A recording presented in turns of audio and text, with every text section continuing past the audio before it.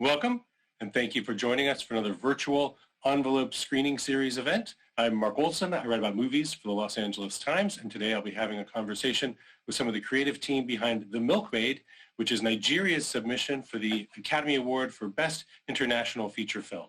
Joining us will be writer-director Desmond Ovbiegal, lead actress Antonietta Kolunta, and executive producer Sean Showamino. The movie is an intense drama that follows two sisters who are separated when one of them is abducted by insurgent extremists. They then struggle to reconcile their relationship when they are then reunited. The movie was nominated for 8 prizes at the recent Africa Movie Academy Awards, winning 5, including Best Film. Antonietta, Desmond, Sean, welcome. Thank you for joining us today. Thank you very much, Mark. Desmond, I'll start with a question for you. For American audiences who may not be familiar with the situation, could you just sort of describe the insurgency conflict in Nigeria and what about that you wanted to use as the basis for the movie? Well, basically, insurgency basically started sometime around 2009 when you had a faction of local youths who had a fairly strict interpretation of Islam, which they were following, and not only following, increasingly wanted the wider society, particularly in their immediate environment, to adhere to. That brought them up against the rule of law, being the government and the security agencies in the north, leading to clashes and unfortunately casualties, including of the leader. And once that took place in 2009, the remnant of the faction now took up the baton and the cause, and from there it mushroomed into a very aggressive approach and campaign to essentially bring, at the very first instance, the northern Nigeria under Sharia law. And that campaign was waged along similar lines of the more international terror agencies, being Al-Qaeda and ISIS, leading to attacks on both civilian and military targets. And then from that, how did you sort of come to this story of two sisters? Well, I was looking for a story that could represent the victims of insurgency. What I saw, my perception was that a lot of the public discourse was more about the actions or inactions of the extremists and the government and the security agencies. There seemed to be far less attention on the victims themselves. So I thought and sought to try and portray the lives of the victims through the medium of film. And around that time, we had also had the phenomenon of the abduction of the Chibok girls, which had taken place and gotten a lot of global attention. But my take on the situation was that as much deserved as that attention was, the Chibok girls were not the typical demographic of the victims of insurgency in the north. The Chibok girls were educated. Most of the victims of insurgency in the north are typically uneducated people, male and female, young and old, going about their daily lives, fishing, farming, hawking.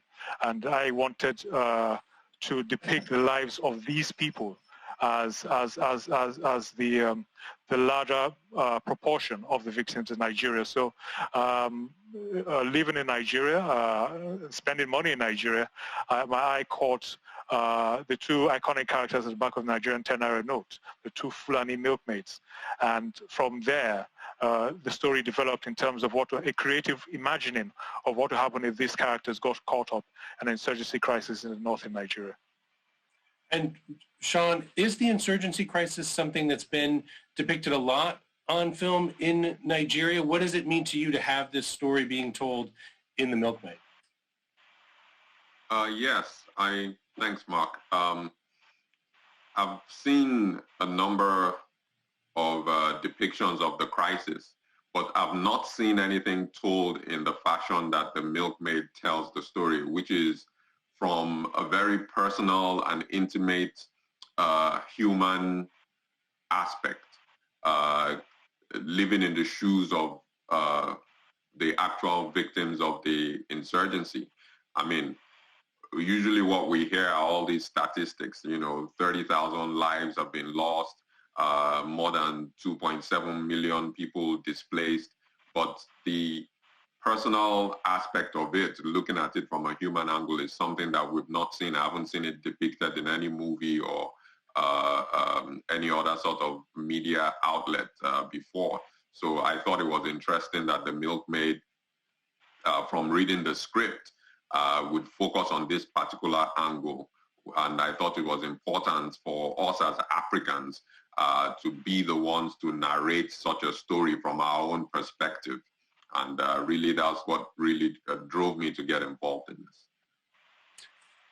Antonietta, was it meaningful to you in particular that the story focused on two women and how the conflict impacted them?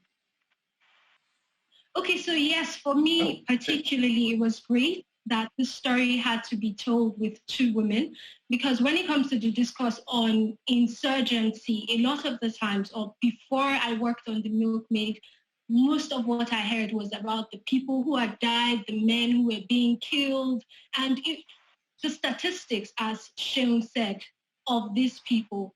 But never have I heard the story in the way The Milkmaid puts it, and the responsibility on us as society when it comes to the reintegration of these people back into society. So yes, it was really key that The Milkmaid was told in the way that it was, because for me, I've heard certain stories, I've heard so many stories that had to do with insurgency, but never this way. And Desmond, you mentioned how part of the inspiration for the movie came from this image that's on the 10 Naira currency note. Tell me a little bit more about that. Is that a well-known image in Nigeria? What is it about the two women on, that piece of currency that was inspiring to you? Well, I guess we have obviously notes of various denominations in Nigeria. The 10 Naira notes, I think probably at the moment, happens to be the lowest denomination of currency. But more importantly for me, out of the various depictions of characters on the various denominations, I believe this is probably the only one that actually depicts not just characters from the northern part of Nigeria, but sort of the average man, the average Joe in the north. The Fulani Milkmaids actually represent that demographic of the country, and that fit in nicely into the sort of story I wanted to tell. And Antonietta, this is actually your first feature film as an actress. What has the experience of making The Milkmaid been like for you?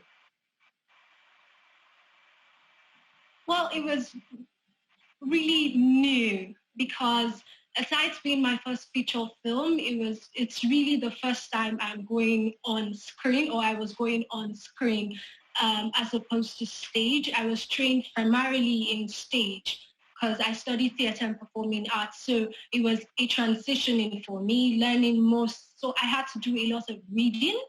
I had to do a lot of study and prepping for the role. And then the kind of acting was different. The languages, the equipment, the things generally I was expecting. And then also for the kind of story, I was used to doing things that, had easier costumes, was not so glum and dark and somber. And the character was, or most of the characters I've portrayed before are more ebullient and happy. And so for me, shooting The Milkmaid was all new, and I had to go a step further in my acting. And then, Sean, how did you come to be involved in the project as well? Well, Desmond is a childhood friend. I can say maybe we knew each other even before we were born, because our parents are family friends as well. We grew up from, elementary school, moved even in the same locations in Lagos, sort of together. So we always knew each other, and we used to watch movies together at his place mostly, early movies like James Bond features and things like that. So I was coming back for a high school reunion, And we got talking and bantering about what he does now, which is movie making. And I told him, I gave him a challenge that, listen, you got to do in your career, make a movie, something like this movie called, Black Panther. And he said, okay, if you give me the funding, then I'll do that. So this led to us talking about what project he was working on. And he told me about The Milkmaid and sent me the script. And I mean, once I read that, I said this was something I had to get involved in because of the storytelling was deep. It wasn't your usual fare out of Nigeria where, from 5 minutes in, you knew the entire direction of the movie. So the storytelling was deep. The subject matter I thought was important, and a story, like I said, that needs to be told by Africans themselves. So from that point on, I was really on board with The Milkmaid. I was proud that Desmond, could write a script like that, even though I knew, he has he does have the chops for that because his mom herself was, in Nigeria, a very famous writer. So I thought all the elements just sort of came together, and this was something that I needed to get involved in. Because Desmond, I've heard in another interview you say how it was very important to you that this story be told by Nigerians, that you wanted to be sure there wasn't someone else telling this story of the conflict and the insurgency. Can you tell me a little bit more about that? Why that mattered to you, that this be you, that the story be told by Nigerians? Well, obviously, we're dealing with a very important, very crucial topic in our lives as Nigerians. And of course, there's nothing that stops anyone from any part of the world, telling stories in any part of the world. That's the freedom and the liberty that we have as creative people. But I thought, and I still feel, it would have been a bit of a reproach for us as filmmakers in Nigeria, for an industry that is reputed to be one of the most prolific, if not the most prolific, filmmaking industry in Nigeria, to somehow have avoided addressing such a pertinent topic right in our backyard. So I felt as a filmmaker, I had an obligation to definitely contribute to that discourse. And Antonietta, there's something I like so much that I understand that when you went into audition for the part, you didn't expect to be reading for a lead role. You thought maybe you'd get a supporting role, a smaller role. What was it like for you in, going in for that audition and then finding out you get the lead role? Well, it was exhilarating. I'm not sure there are enough words to describe really how I felt. And there was also a bit of anxiety or some sort of fear because I was just fresh out of school. I auditioned because I wanted to start to find my way or find my grounds in the Nollywood industry or in screen acting, and then getting a lead role. So it was like, what does this mean for me? But the day I got the call, I was hoping for a supporting role or at least some role that wouldn't be so much as an extra. And when I got the call and the director said, do you think you can take it on? We would like you to play the lead role. Do you think you can take it on? I was shocked and excited. And I remember I took my time before responding. And I said, I believe I can. Because I had to choose my words carefully because it wasn't something I had done before. So I couldn't say, oh, yes, I've done this before and I would be able to pull it off. Well, it was believing in myself at that point. So, yes, I said, I believe I could. And he said, okay, great. Because Desmond, tell me about casting these two lead roles, not just Antonietta, but also actress Miriam Booth, who plays her sister. I mean, the whole movie is going to really, hinge on these two performances, those two actresses. Was it difficult for you to fill those parts? Filling the part of Zainab, which was played by Miriam Booth, was, to be honest, a bit easy because I was aware of Miriam Booth's work from having watched some Hausa language films. And I was absolutely convinced that she was the right person for for the role. I mean, there are loads of other good actresses, but there was just a fit in my mind between her and the role and what she could bring to the role, and that was confirmed when she read the script and was, totally dialed into playing that role. So once she accepted to do that, that was a massive box ticked, and there was no going back from there. The lead role of Aisha was a little more challenging. I had considered a number of actresses. I had actually cast an actress, a fairly popular actress in the North, who unfortunately, due to scheduling conflicts, had to drop out at the last moment, just shortly before we were about to shoot, which left us a bit in the lurch. And I actually had to go back to the drawing board and hold an audition, not just for the rest of the supporting characters, but for my lead actress, who I had thought I had locked. So that was definitely a very open process, and I was just hoping that somehow in this process I could come through with the right person. And Antoinette came in. She didn't live in the state of audition. She traveled down from her state upper north in Nigeria, and she came down. And I just wanted to see what she could do. And there were loads of other people there, as I'm sure she could remember. And she got the part. I mean, she just was able to, it was both a combination of her performance and her look, which is very important. The person had to look credibly Fulani, which she did. And Sean, I've heard you something said I've never really heard a producer say before, that the movie was made fit for purpose, that there was an idea that you wanted to be sure that, it was going to be in a language so that it could qualify for things like the Academy Awards, that you want to be sure that, the camera package was going to make the film really look right.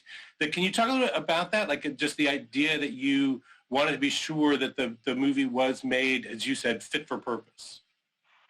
Oh, well, yes. I mean, all credit to Desmond on this one, because in discussions with him, I found that he had done a lot of research on this, because we wanted to really up the ante and get this to be a movie that was of the top international standard. So in doing that, he had discussed with me how he had researched some of these details, like the camera system that had won cinematography at the Oscars in the last 7 years, that sort of thing.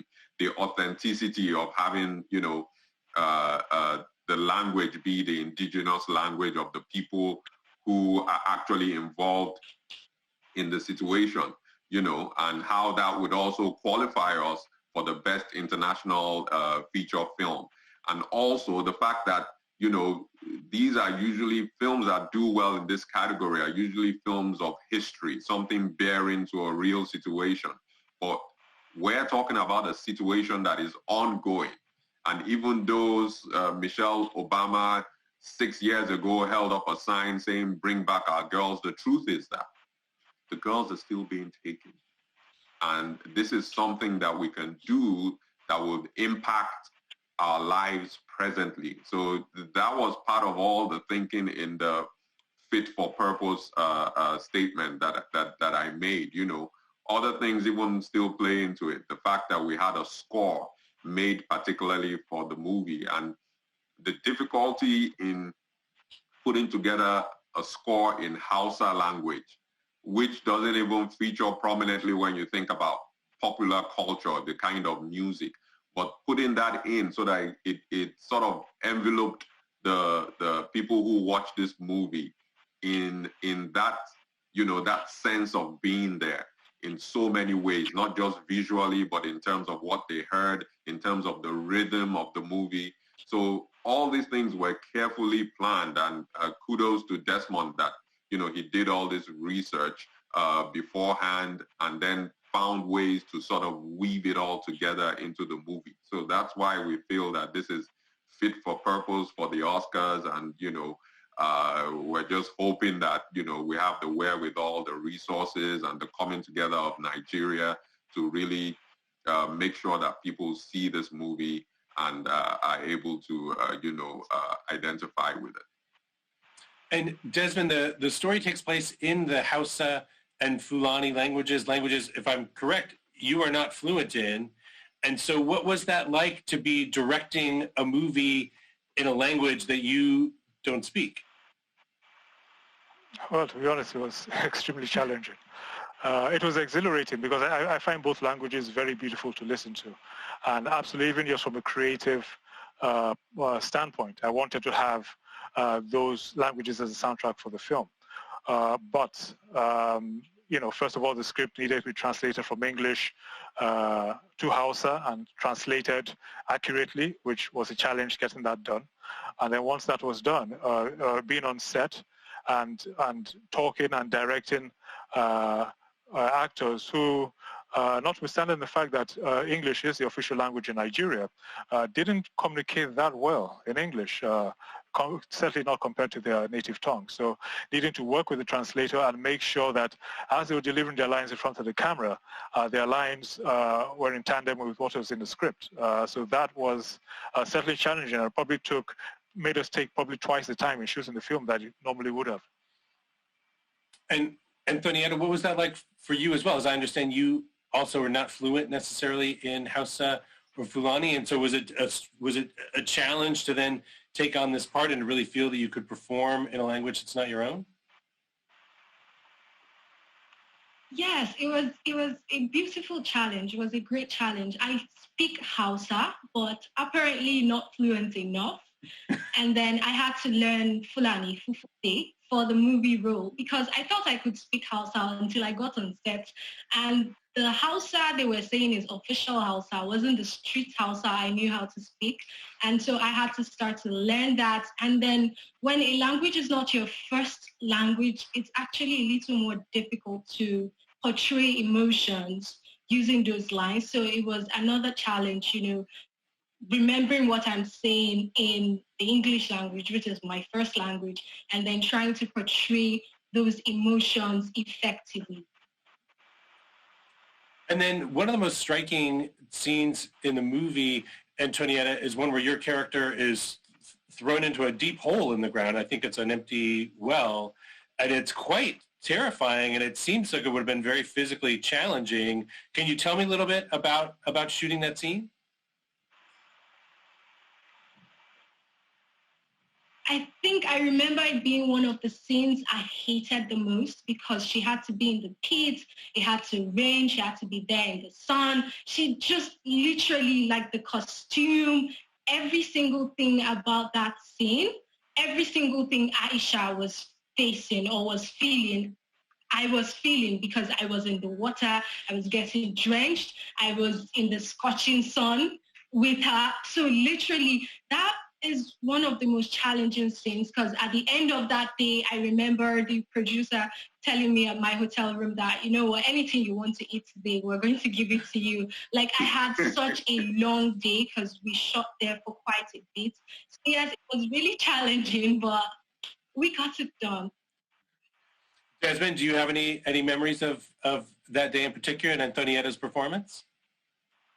Well, obviously, as she said, we put her through the ringer, not just in that scene, but in the entire film. But it's one of the decisions I don't regret casting her because she was extremely hardy, extremely resilient in shooting the film. And the nature of the character called for that because this is a character who went through so much narratively in the story.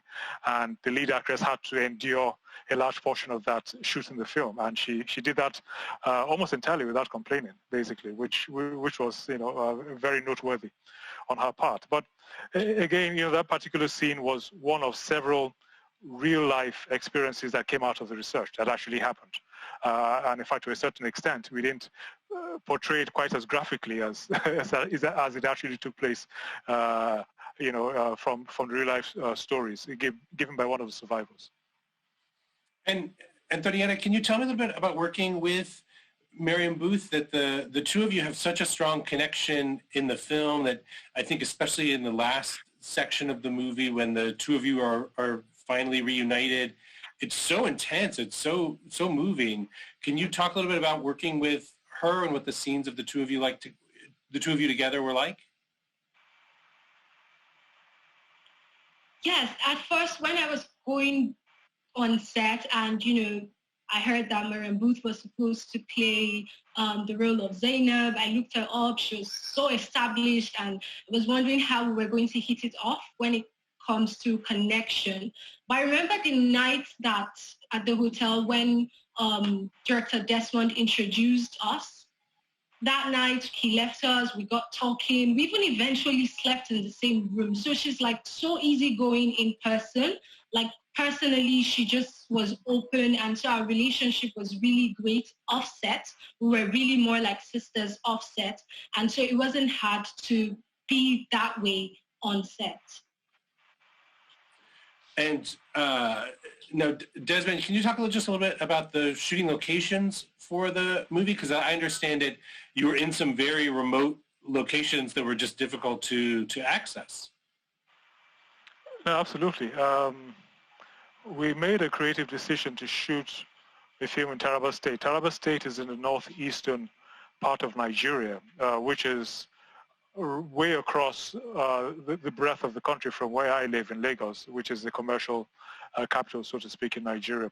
But I had never been there before, but I had seen some pictures of Taraba State, particularly of the Mambilla Plateau.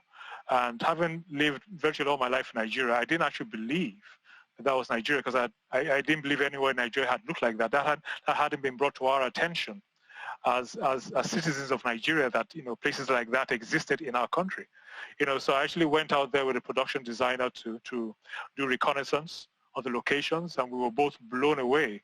And right there and then took a decision that we had to shoot the film in Taraba State. And whilst that was good from a creative standpoint, logistically it was a nightmare, because we had to transport all our resources, cast and crew and props across the breadth of the country to Taraba State. And not just to Taraba State, but having arrived in the state capital of Taraba State, Jalingo, now take all those materials 7 hours up the mountain to the Mambilla Plateau. To shoot some of the scenes there. So it was very arduous and perhaps a little bit risky. But we thought the risk was worth taking, and I hope that perhaps some of the visuals in the film would justify that effort and the risk we took. But I mean, the Mambilla particularly is an absolutely beautiful and breathtaking place. And then, Desmond, what has it meant for you, after everything you've gone through in getting the film made, to have it selected to represent Nigeria at the Academy Awards here in America, and to be sort of like representing Nigeria on the world stage? What does that mean to you? Well, obviously, it means a lot. I mean, professionally, I'm humbled by the fact that our film, out of so many other films and good films in Nigeria, was selected to represent the country. Professionally, obviously, that's a huge step, forwards for not just me, but for my cast and my crew. And we're really hoping to do our best to do the country proud. We know that there's stiff competition from brilliant films from all over the world, and we can only just bring our film to the awareness of the people who matter, and leave the decision to them. And Thonietta, is it exciting for you to have your first feature film be selected to represent Nigeria at the Academy Awards? Yes, it's really exciting. It's such a huge deal, if I can use that word, for my career, because not many people start this way. I don't even know anybody who started this way. So yes, I intend to maximize the opportunity, and I'm really grateful to have been a part of this project.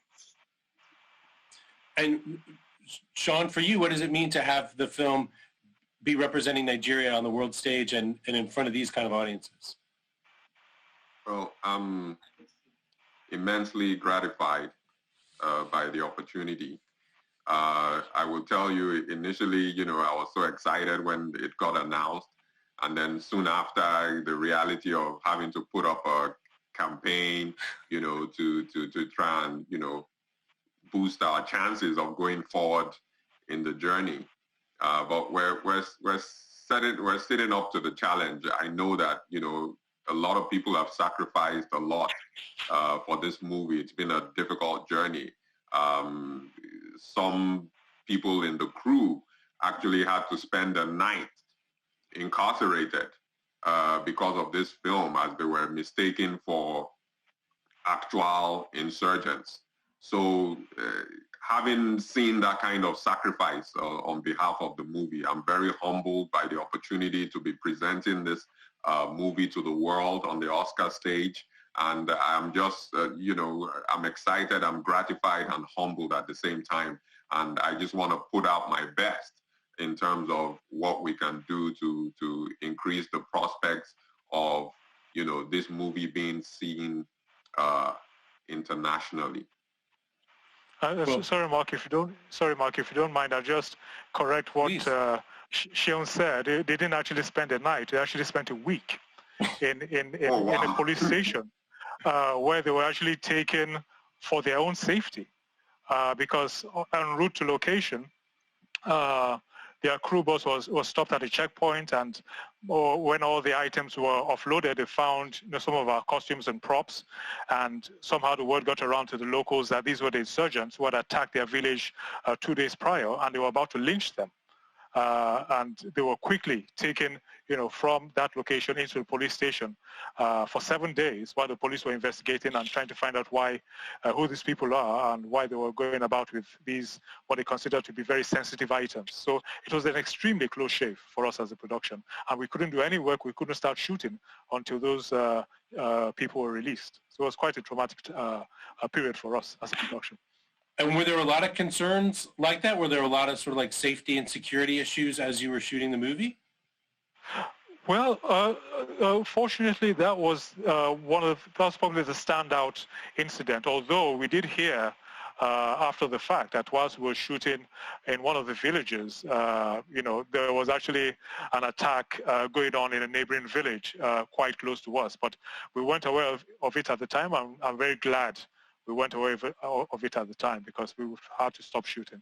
But yeah, we sort of, just try to navigate our way through the fairly challenging terrain we're shooting in and, and get the film done.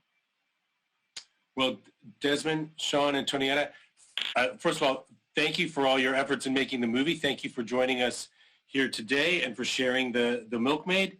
Thanks to everyone watching for joining us for the Envelope Live screening series for the Los Angeles Times. I'm Mark Olson. Stay safe, everyone. We hope to see you again very soon. Thank you.